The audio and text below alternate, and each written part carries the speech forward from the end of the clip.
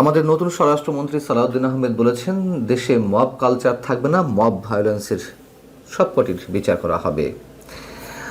তার এই বক্তব্য আমরা খুব আস্থার সঙ্গে নিতে পারছি না, তার কারণ খোদ আদালতের মধ্যেও যদি ভয়ঙ্কর মবের ঘটনা ঘটে থাকে, আমাদের আশান্বিত হওয়ার কোনো সুযোগ নেই। বরিশালের অতিরিক্ত চিফ মেট্রোপলিটন ম্যাজিস্ট্রেটের আদালতের ইজলাস কক্ষে যা ঘটলো বুধবার, এটিকে নজিরবিহীন বলবো না, অনেক অনেক বেশি ভয়ঙ্কর একটি দৃষ্টান্ত যে স্থাপিত হলো সেটি বলতে পারি।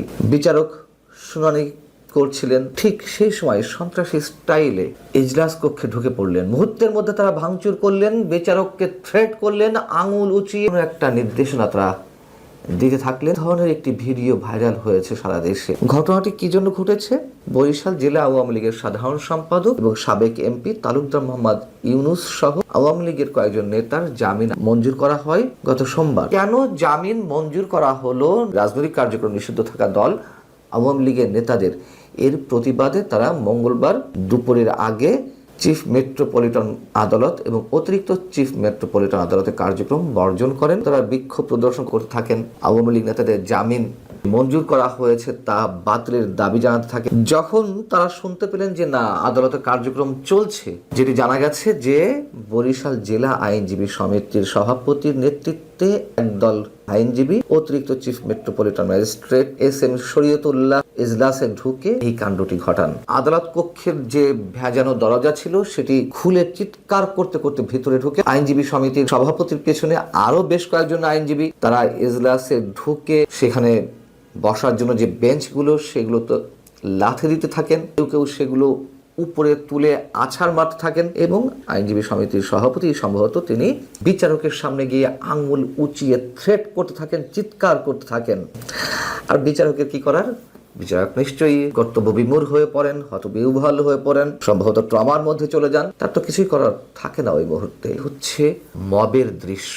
এই যে ঘটনাটি ঘটলো, যে রাজনৈতিক কার্যক্রম নিষিদ্ধ থাকা আওয়ামী লীগের নেতাদের জামিন কেন দেয়া হলো? আচ্ছা, কেন দেয়া যাবে না সেটি তো শুরুর প্রশ্ন।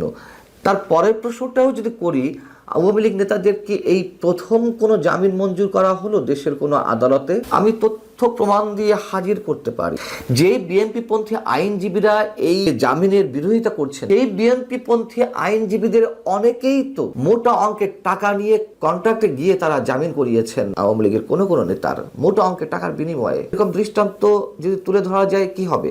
এবং যখন শুধু বিএনপি পন্থী আইনজীবী না, বিএনপিপন্থী আইনজীবী সহ জামাতপন্থী আইনজীবীরা বড় বড় মোটা মোটা অঙ্কের টাকার কন্ট্রাক্ট করেছেন আওয়ামী লীগ নেতাদের সঙ্গে, স্থানীয় পর্যায়ের হোক জাতীয় পর্যায়ের হোক, কারো কারোটি জামিন হয়েছে। ওই সেক্ষেত্রে তো এই ধরনের বিরোধিতা করা হয়। যখন বিচারক স্বতঃপ্রণোদিত হয়ে নিজের বিবেকের তাগিদে হয়তো কোনো কোনোটি জামিন করছেন, তখনই এই ধরনের বিরোধিতা আমরা দেখছি। আমরা তো এই কথাই বলবো। এখন সাবেক আইন উপদেষ্টা আমাদের মহামান্য মাননীয় অধ্যাপক ডক্টর আসিফ নজরুল, সাবেক স্বরাষ্ট্র উপদেষ্টা জেনারেল অবসরপ্রাপ্ত জাহাঙ্গীর আলম চৌধুরী, তারা তো দিনে রাতে বলতে থাকতেন জামিন দেওয়া যাবে না, জামিন দেওয়া যাবে না, জামিন দিয়ে মানুষের যে ফান্ডামেন্টাল রাইটস বলি আর নাগরিক অধিকার বলি, অবশ্যই সেটি পর্যায়ে পড়ে। বিনা বিচারে কেন মানুষকে আটকে রাখতে হবে মাসের পর মাস, বছরের পর বছর? আমরা এই সংস্কৃতি থেকে বের হতে পারছি না।